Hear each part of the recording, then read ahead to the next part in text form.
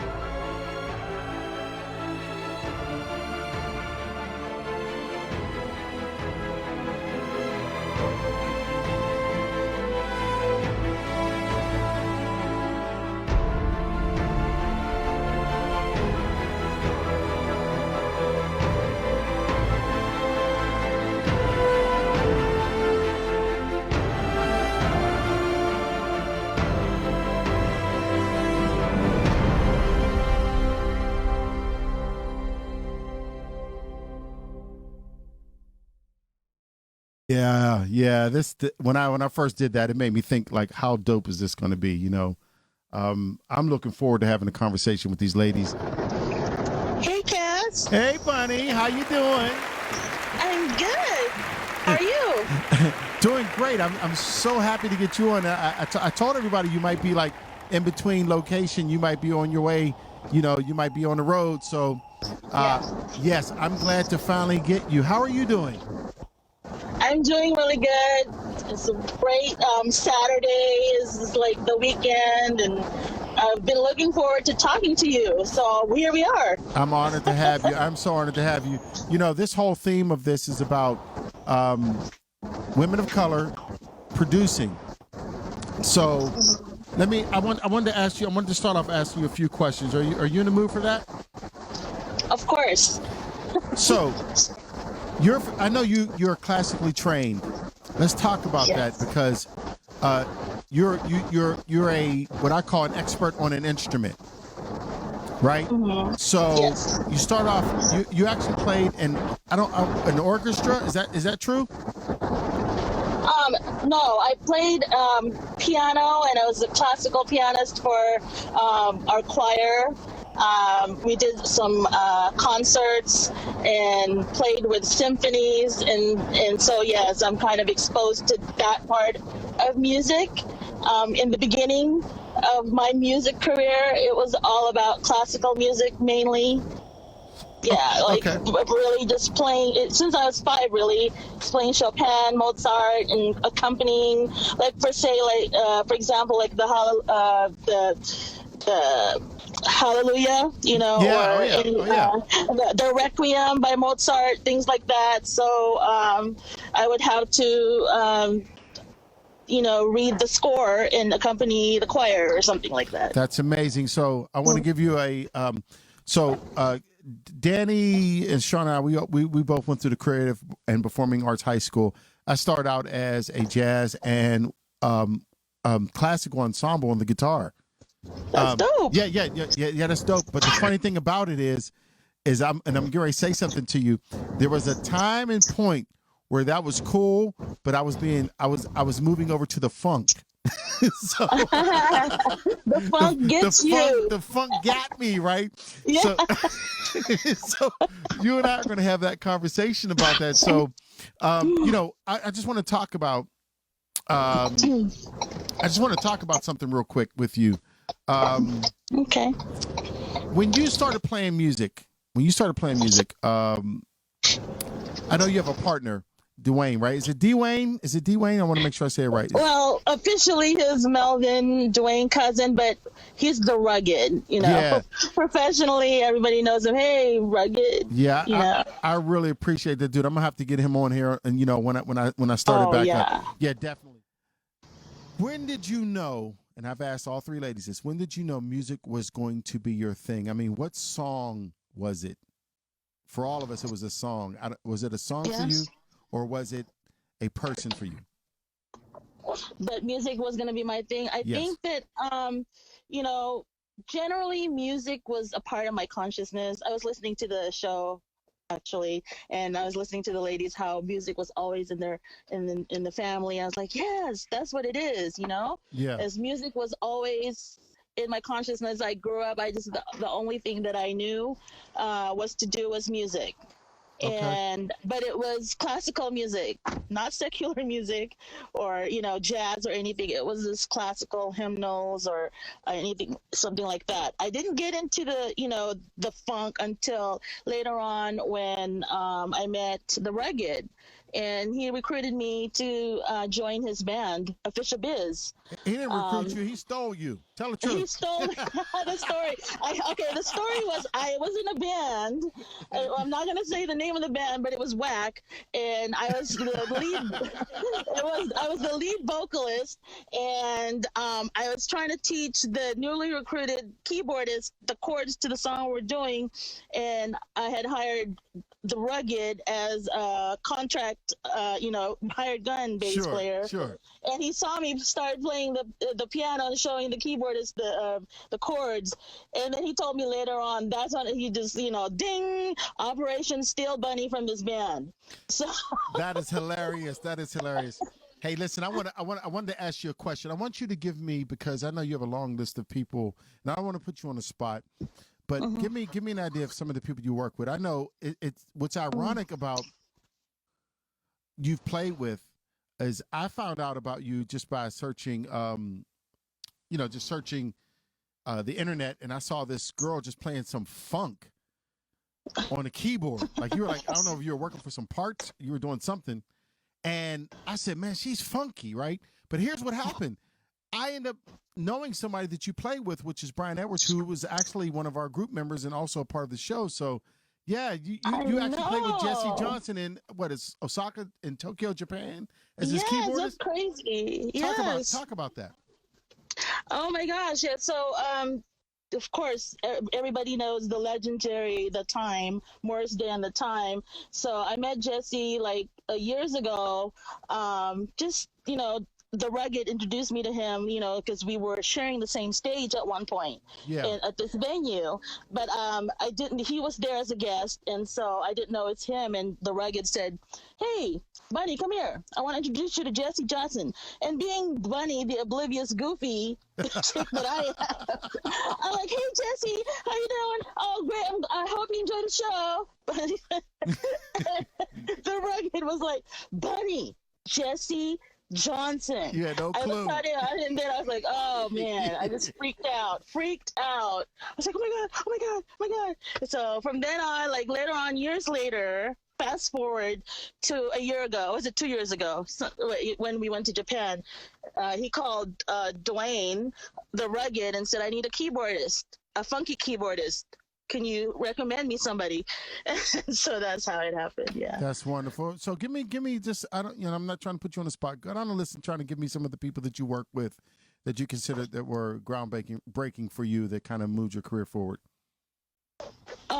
Yeah, I would have to say that the first Official Biz album 2 years ago that we released is called Independence, because we released it on July 4th, and also we felt that we were, I don't know, it was more like an independence, meaning we were free, liberated to create our own original music after being a cover band for so long. Yeah, that's a big deal. What you just said, that's a big deal. Yeah. Yes. Bruno, wait. So Bruno Mars would understand that. Oh yeah. Yeah. So go ahead, continue.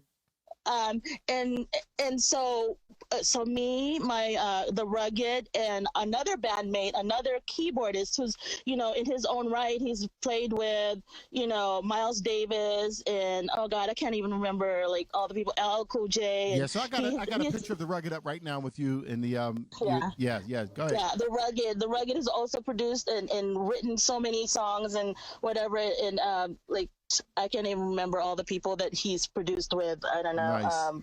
Pebbles, new edition, but Rodney Thomas also. So the three of us, Rodney Thomas, whose name is Doc Spank, that's his stage name, Grammy nominated for the Charlie Wilson album. The three of us. Dope. Yeah. Dope. Wrote this album. Yes. And it's very funky, melodic, kind of like slavish. I'm sorry I didn't include a track from that album, but like that album kind of got us started and got us notoriety kind of in the business. Like, oh, who's Official Biz? And so that got this conversation started, and it spawned off my album and the Ruggeds album, and of course the second Official Biz album. That is so dope. Hey, listen, I want to ask you another question. Do you future, what do you hope to achieve? Are you an advocate for women? Yes, absolutely. How did I know that? And just for Doc, hey, let's give Doc Hogan's a round of applause for work in the comments, by the way, since we're talking about. Yeah. Doc Hogan's is in the comments. Thank you so much, Doc. Yeah, thank you. Yeah. So let me ask you a question. What do you? So you are an advocate for women in production, and you're absolutely. Yes. Talk to me about that, because I've just joined your group, and I'm glad to see you. Like, I see how you're moving, and I'm liking it. Talk to me about that a little bit. Well, people might accuse me of being a little militant or a staunch advocate for women, and I try not to be aggressive about it. But there's not enough women in the conversation. When I was just talking to somebody before. Whenever you see like production videos on YouTube or any kind of production awards, women are not in the room. When women are in the room, when songs or tracks are being produced, women are accessories. They're usually there as a groupie, or they're there. I always get in the band all the time, when I'm with the guys, and it doesn't happen all the time, and I'm not saying that it's frequent, but you're the bass player, you must be the vocalist, or you must, so right. We're always like, women producers are not in the consciousness enough to make it normal. Okay. So I want to create a sense of normalcy by being loud about it. I wrote the song, I produced on the song, and I didn't just sing on the song. I didn't just write the melody. I also arranged it, and I also did some tweaking on the engineer. Women need to be out front, and just as much as men have thrived in this industry, women can thrive too. Well, I'm here for the smoke. I'm here for it with you. That's why, when I first asked you to be on, I bet you didn't know that I was going to do this like threesome right here with these three powerful women. But this is why I did it. It was a vision. I want to play some of your music. Do you want me to pick the song, or do you want to pick the song? Go for it. Pick your favorite. I already know what I'm going to do. Baby Oh Damn is what I'm going right with it right now. I'll be right back to you, okay? Okay.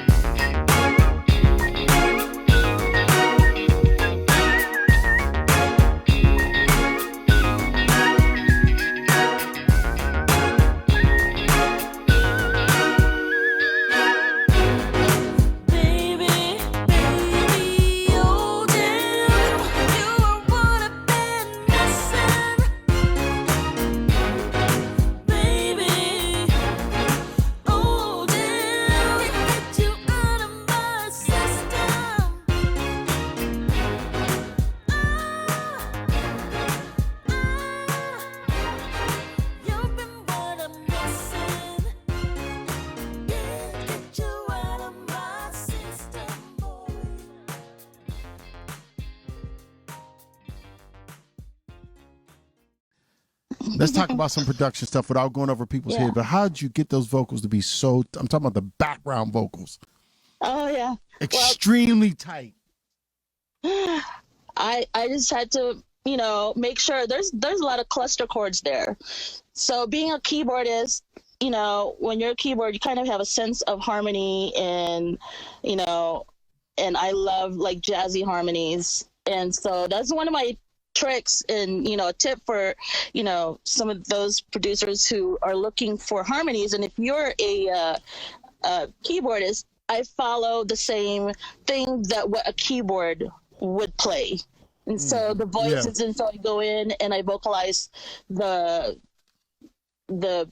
each voice, whether it's alto, soprano, or whatever. That is amazing. So Bunny, look, you're killing me here. I want to go to another song. So you want to pick this one? Sure. Play the instrumental one called Two-Faced. If you want to start it in the middle, so it goes to the bridge. The bridge is my favorite part because it has that Arabic, break to it.